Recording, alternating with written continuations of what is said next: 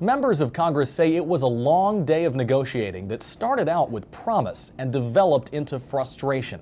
By midday, they had the beginnings of a compromise to bail out the banking industry. Now, it was filled with sweeping generalizations and it was far from final, but congressional leaders said they were optimistic. We focused on solving the problem rather than posturing politically, and it was one of the most productive kinds of sessions in that regard that I've participated in since I've been in the Senate. The plan on the table would pump money into the markets a little at a time. $250 billion immediately, $100 billion more if the president feels it's needed, and another $350 billion next May if Congress approves it.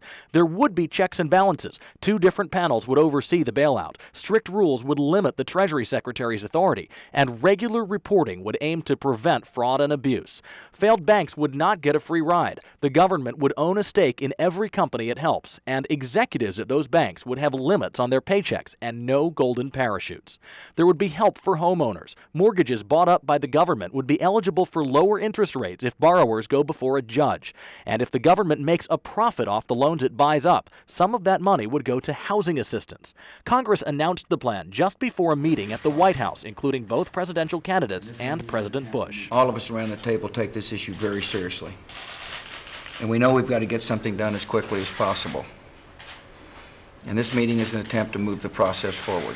But instead, some say that politically charged meeting stalled the process dead in its tracks. Republicans floated a counterproposal to fund the recovery with private money by trying to jumpstart investment on Wall Street.